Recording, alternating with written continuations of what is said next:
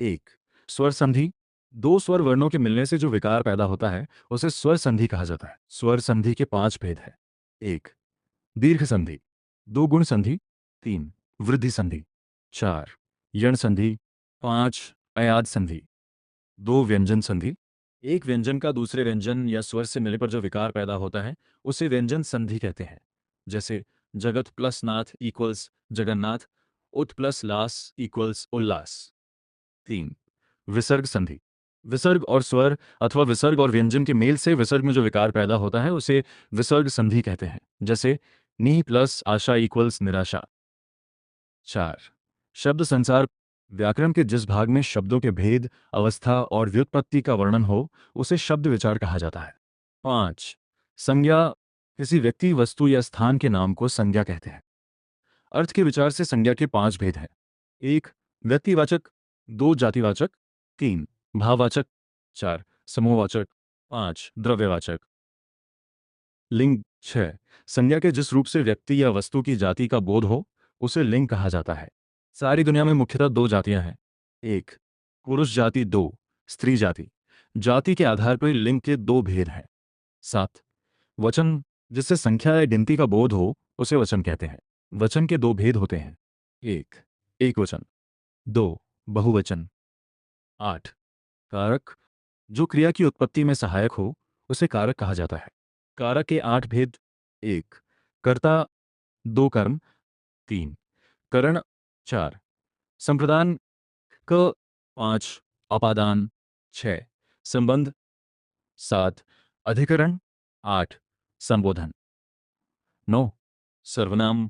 जो शब्द किसी भी संज्ञा के बदले में आता है उसे सर्वनाम कहा जाता है। इस तरह सर्वनाम संज्ञा की बार बार आवृत्ति से बचाता है। सर्वनाम के 6 भेद हैं। एक, पुरुषवाचक। दो, निश्चयवाचक। तीन, अनिश्चयवाचक। चार, संबंधवाचक। पांच, प्रश्नवाचक। छह, निजवाचक। 10, विशेषण। जो शब्द संज्ञा या सर्वनाम का गुण या विशेषता प्रकट करे उसे विशेषण कहा जाता है। विशेषण के 4 भेद। एक, गुणवाचक। दो, परिमाणवाचक। तीन, संख्याबोधक। चार, सर्वनामबोधक। 11, क्रिया। ऐसे शब्द को जिससे काम का करना या होमा जाना जाता है क्रिया कहते हैं। जैसे पढ़ना, लिखना, खाना, पीना, सोना, बैठना, उठना आदि। धातु। जिन मूल शब्दों से क्रिया बनती है उसे धातु कहते हैं। जैसे पढ़ना क्रिया में पढ़ मूल धातु है। काल। क्रिया करने में जो समय लगता है उसे काल कहते हैं। काल के 3 भेद। एक, भूतकाल। दो, वर्तमान काल।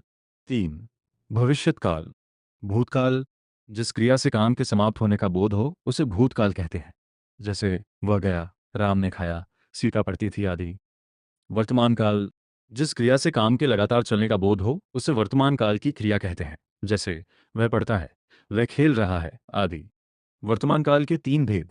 एक, सामान्य वर्तमान। क्रिया का वह रूप जिससे कार्य का वर्तमान काल में होना समझा जाता है उसे सामान्य वर्तमान कहा जाता है। जैसे वह सोता है, वह गाता है आदि।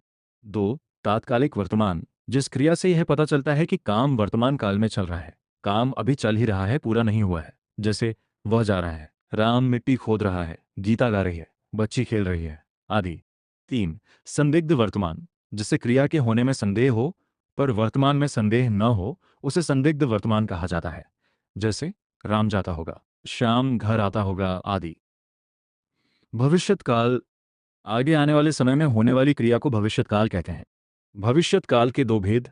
एक, सामान्य भविष्यत। इससे यह पता चलता है कि क्रिया सामान्यतः आगे आने वाले समय में होगी। जैसे वह जाएगा, वह पढ़ेगा, रंजन दौड़ेगा आदि। दो, संभाव्य भविष्यत। जिसे आने वाले समय में किसी काम के होने की संभावना हो उसे संभाव्य भविष्यत कहा जाता है। जैसे संभव है वह आएगा, शायद रंजन घर जाएगा, शायद आज वर्षा होगी, अब मैं घर जाऊं। वाचा। लिंग, वचन और पुरुष के कारण क्रिया के रूप में जो परिवर्तन होता है उसे ही वाच्य कहा जाता है। वाच्य के 3 भेद होते हैं। एक, कर्तृवाच्य। जब क्रिया के लिंग, वचन और पुरुष कर्ता के अनुसार होते हैं तो उसे कर्तृवाच्य कहते हैं। यहाँ क्रिया सीधे कर्ता पर निर्भर करती है। जैसे राम जाता है, सीता जाती है आदि। दो, कर्मवाच्य। जब क्रिया के लिंग, वचन और पुरुष कर्म के अनुसार होते हैं तो उसे कर्मवाच्य कहते हैं। जैसे लड़के ने पोथी पढ़ी, लड़के ने वेद पढ़ा आदि। 3 भाववाच्य, जब किसी क्रिया के लिंग वचन और पुरुष कर्ता या कर्म के अनुसार न होकर सदा एकवचन पुल्लिंग और अन्य पुरुष में रहते हैं तो ऐसी क्रिया को भाववाच्य कहते हैं। जैसे उससे खाया नहीं जाता, मुझसे बैठा नहीं जाता, सीता से सोया नहीं जाता आदि। अब अव्यय 33, जिन शब्दों का रूप कभी नहीं बदलता है उन्हें अव्यय कहा जाता है। कहने का तात्पर्य यह है कि जिन शब्दों का रूप लिंग वचन आदि के कारण नहीं आता है उन्हें अव्यय कहा जाता है। जैसे राम धीरे धीरे टहलता है, वह बहुत बड़ा मी है। इन वाक्यों में धीरे धीरे और बहुत अव्यय है।